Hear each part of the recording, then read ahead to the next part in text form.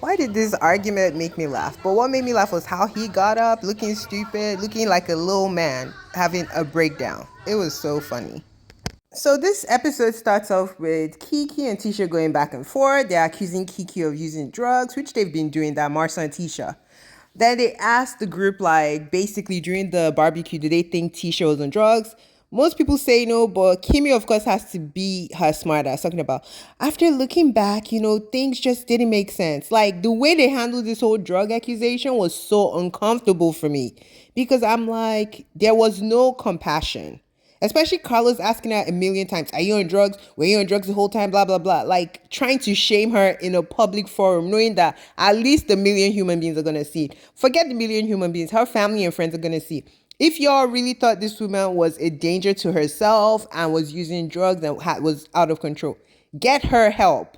Don't try to use her for ratings. Don't try to call her out talking about the urine test did not show methadone, even though she was on methadone.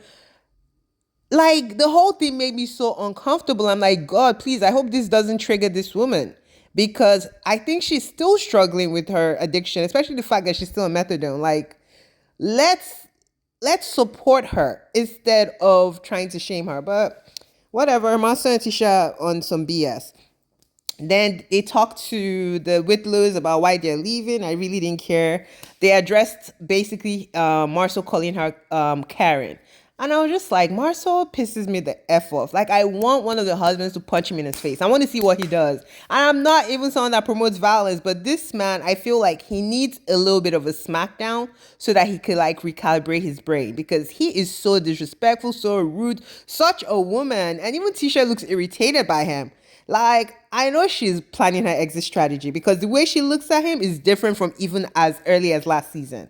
So I don't know. Marcel is probably on his last leg with Tisha at this point.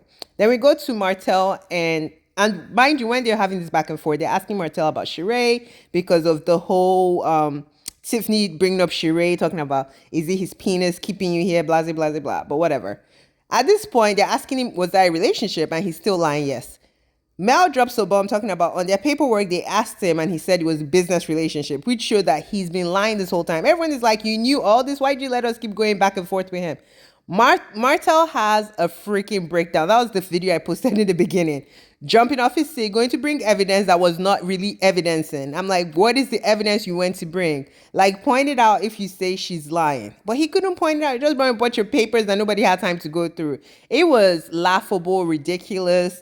And he's still defending Coleslaw, even though Coleslaw has harmed his family, the family he so claims to want back. And they're saying, it seems like you still have feelings for Mel because you keep talking about her. He wasn't his feelings about her changing her name back to Rogers. I'm like, why do you care? Mel asked me why do you care. It's like, oh, it's for the TV show. She's like, no, because you're addressing it off camera and on camera. So it's not just about the TV show. It's like he doesn't want her, but he doesn't want to let her go. It's the most asinine thing I've ever seen.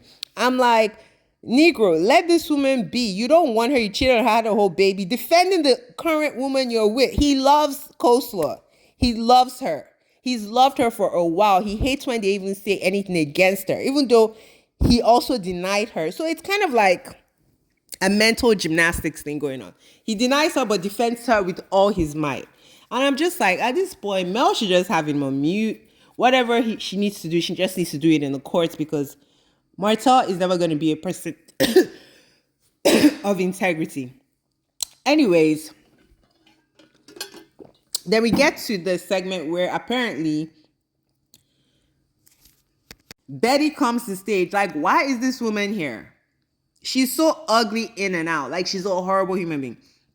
So Stormy is kind of articulating herself, saying, you made a comment on Twitter. A whole bunch of people were coming for me. You did not defend me. And I don't believe Mel did not see them blasting Stormy. I do not believe that. Because on Twitter, it gives you a notification. Especially if you're tweeting live on that day, going live, doing all this stuff. You're getting notification. So even if you're not getting notifications, all her followers, her fan club, is letting her know, hey, they're saying stuff about Stormy. So for her to say, I think, I'm a Mel fan, but I think she was definitely lying when she said she did not know. Because how do you not know, right? How do you not know? It doesn't make any sense. But Betty is inserting herself because she's been a fan from season 1. And she's just like nasty. Mel looks at her and she's like, woman, you too old for me. You're older than my mom. I don't want to come at you. Mind the business that pays you. Even Stormy is trying to stop her. I posted a little clip at the end so you guys can see. Stormy is trying to be like, Mom, I got this. Let me handle it. And Stormy was handling it because she asked a poignant question. Like, you saw people attacking me. All you had to say was like, oh, it wasn't Stormy that recorded me, right? Because it was about people recording her without her permission in the house.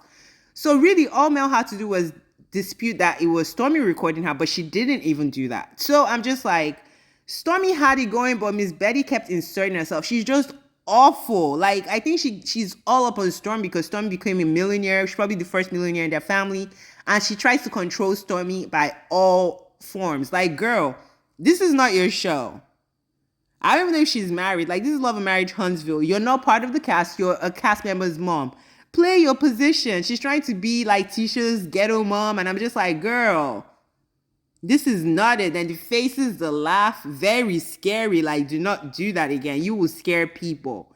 So I'm just like, why is she even here? Then Junior was there too. I'm like, they had literally less than 5 minutes on screen for a season that had like 50 million episodes. Why are they here? They are insignificant. Stormy and what's his name should be on their own defending their screen time. Like, we're bringing everybody in. Carlos is so messy. I think Carlos doesn't like Mel. Like, for real. But he needs Mel. Because he's now going on tour. He has Mel kind of opening for him. But I don't know. Y'all let me know what y'all think. Look at this crazy ass Miss Betty. Crazy F. Like, Get her off my screen. Get her off my screen. The face she made at the end, scary as hell. Like, girl, goodbye. Why are you here? Why are you here? Like, subscribe, dislike. Let me know what y'all think. Bye.